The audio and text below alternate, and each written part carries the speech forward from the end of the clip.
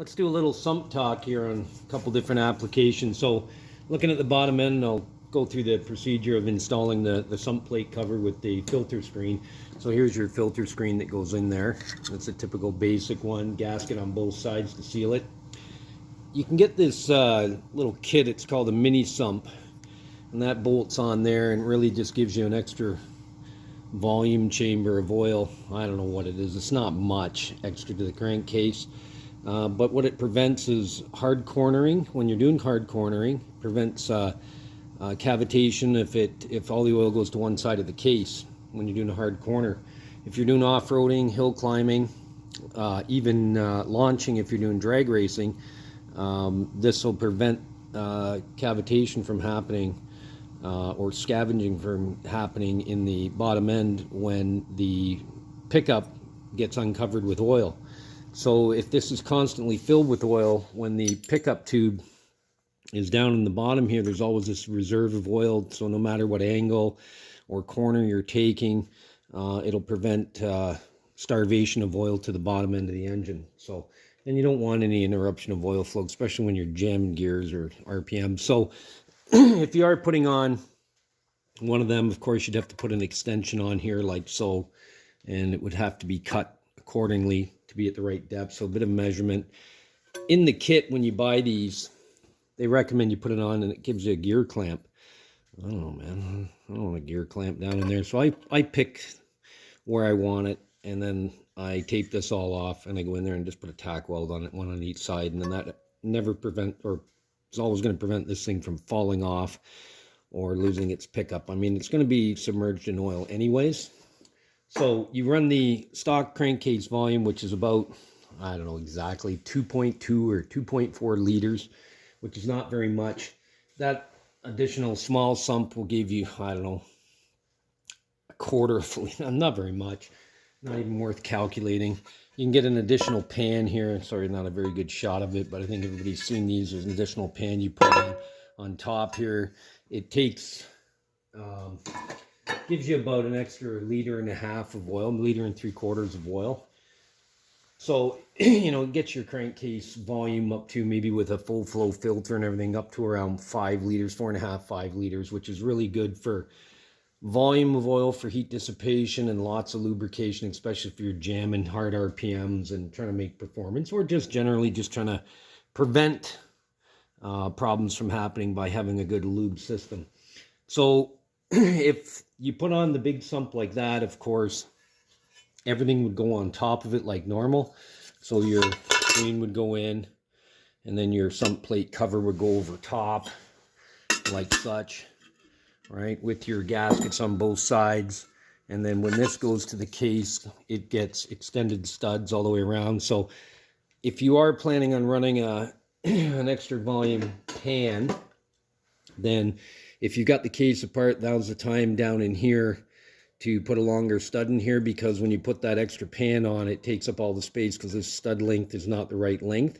And if you try to back it out, the nut will fall off inside the engine. So it's meant to hold the sump pickup there. Not that it wanders around, but it could walk a bit. I mean, the sump plate or the screen will hold it, or even if you have the extended one on there with the screen and everything into the extra pan, it should hold it there too. But point is, you don't have enough threads here to hold it down and prevent it from leaking oil here by not getting enough torque on it. So you only get like 1 or 2 threads. So if you are going to do it, and I've done it before, I've snuck in there and grabbed a hold of that nut with a pair of vice grips and then backed this stud out. And I got lucky I didn't lose it. I mean, it was doing it under the car. It was just a horrible job to do. Put an extended bolt in there, and then I actually put a nut back on the inside. Another tricky job to get it back together. But then I put on the sump for the guy that wanted the deeper sump. But you had to do something with that. So if you are got the case apart, that's the time to do it, is put that extra length stud in. I never did because I'm running standard application here. So taking a look at that and just kind of talking through some of this stuff as I'm going. So I like to just put a bead of RTV silicone all the way around. And I know I'll get critics on this. Well, why are you using that? You know, I don't know. I always use this stuff.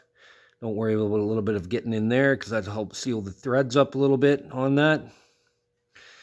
These studs were removed so I could do the cleaning of the case. It kind of probably looks like, and it does on the camera view, it kind of looks like a shitty surface here, but it's actually clean and flat. It's got a lot of porous areas on it, so just enough. You know, I'm a firm believer in gaskets go down clean and dry, and if I can find them. But normally clean and dry, but in this application, you know, Volkswagens, they always leak and stuff, so I like to make sure I seal them up pretty good. So put a gasket on there, stick that thing down. I'll go around and put another bead on it. And you don't want too much squeezing out, and you definitely don't want it squeezing into the engine either, because then it can get into the lube system. And so I'm trying to lean towards having the glue coming towards the outside instead of to the inside of the case. So again, when you're doing that, and I don't know, I like to seal the barrels with this stuff. I seal the engine cases with it. It's just I'm not advertising for the company, but it's a 59903 Ultra Gray. I think it's like 450 degrees Fahrenheit, 450 degrees. And so typical, or up to 500 degrees Fahrenheit, and that's good enough for the barrels, and definitely for the sump pan here anyway. So taking this, and it's the new one, and I buy the better ones that are a lot thicker. They're not a wafer, they don't bend when you touch them. Right? You want something that's good, and when this goes in, it should snap right in place, which it does. So you know it's got a good connection to the pickup, which is like that, but on the stock application. So another lather again. There's another gasket.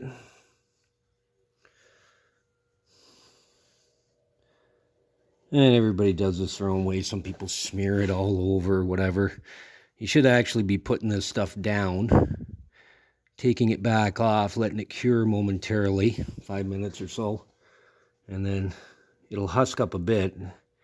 It is RTV based. It's an aerobic and an anaerobic, so it seals in the presence of air and the absence of air too. So it's kind of multi-purpose. I mean, works great for these applications for sure. Another gasket. Parts falling off the bench. One more time. Another lap. So I can see what's going on there. So, and then the rest of the lube system, so what I do is I put in brand new pistons for the regulating and pressure relief at the front of the engine. And then I typically use the stock springs, even on a rebuilt engine, because I want to see and establish what my engine oil pressure is. Because even though I know what all my clearances are in the engine, and it should be fairly tight and give me a good pressure reading, if I build it and it's too high, and I built one time and I put the boost kits in it, and the thing was idling at like 130 pounds, and then you'd rev it up and it would regulate out at about, or relief out about 170. Way too much pressure, blow the oil cooler right off the thing. So luckily I had it all hooked up with a remote cooler, better cooler and everything, but point is way too high oil pressure. So I ended up reducing the spring pressure in the pressure relief and regulator on the back right down there. So that's really controlling the flow to the oil cooler, and this one's really controlling the pressure relief in the engine. So you can adjust that and tailor that so that you get the pressure you wanted. So what I did was I still use the original brand new pistons, which I always use now, and I use the old spring and put it in, establish what my pressure is, and then if I need to bring it up, then I have the option of putting in the bigger boost spring or putting in a shim. Now they also make a kit that bolts down, instead of having the plug that goes in those areas or those passages, right? And I use these plugs so you can actually put a torque wrench on them and torque them to 30 foot-pounds. So they're great. You put a copper washer on them and they make a really good seal to the block. And you know, it's an area too that sometimes you have to take out to just do some cleaning and stuff, all the pistons when you're rebuilding the engine, the oil control pistons. So this way, if you torque them in, then you know for sure you're going to get a nice tight seal with that bolster head or that cap screw drive on there, and a nice tight seal. Now I do run a little bit of sealant along the bottom of that just to provide an extra little bit of protection of sealing on the engine. And usually they run pretty dry, so I shouldn't say pretty dry. They do run dry, right? There might be a little bit of sweating. Sometimes the case is sweat too because the cases are old. I think this one's a I'm not even sure what the hell this one is. An AE. It's an AK, so I think it's like a 75 or 74 or something like that, dual port case. I could be wrong on the numbers. You guys might know if you're listening to this stuff. Know a little bit more about it. So anyways, taking our sump plate cover, carrying on, and I don't mind letting that sit for a moment. Stick that baby down on there like that. And then the important thing is too is when you put in the fasteners, and I've just taken the studs with the original cap screw nut drive for it, and I'm just going to put a little bit of sealant on them,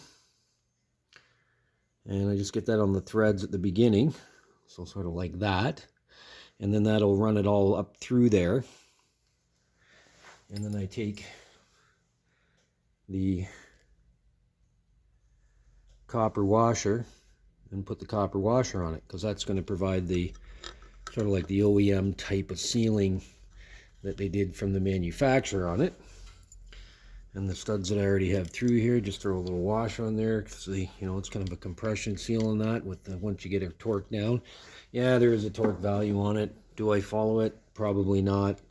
Do I do it sometimes? Yes. Am I going to do it right at this moment? Probably not. Maybe when I will off camera. I just don't have a torque wrench set for it. I have my special Volkswagen T-Drive tool for this stuff. So I like to use that. And again, every single one gets a copper washer. And of course, don't forget this. And I'm not sure where it is, but I will find it and finish the task. But I do not have the nut for this for some reason. I've misplaced it in my pile of stuff. Sorry, hands video. Try to do that. Sometimes it's a little awkward when you're doing this stuff, but pretty straightforward. I mean, if you've done this before, probably a million times. Let's try to, oh, look at that. We're going to run into the camera. Let's see if I got this right here. Sorry, guys. That might be pretty good. Okay. So I just got a little T handle here, and you kind of do it like tire cross pattern on it. I'm not sure what the torque is on it. It's something ridiculous, like 7 foot-pounds or something like that. You guys can look it up if you want, but I don't know. I just make sure it's tight, and I look and I see how much of my glue I'm squeezing out. There's not very much coming out there, but a little pretty consistent little squeeze, which is nice. So I know that it's going down.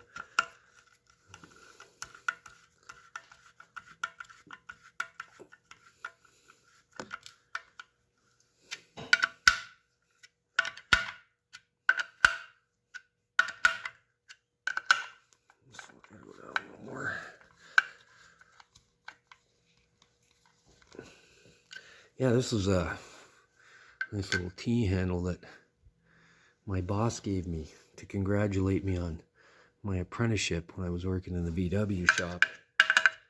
And so there you go.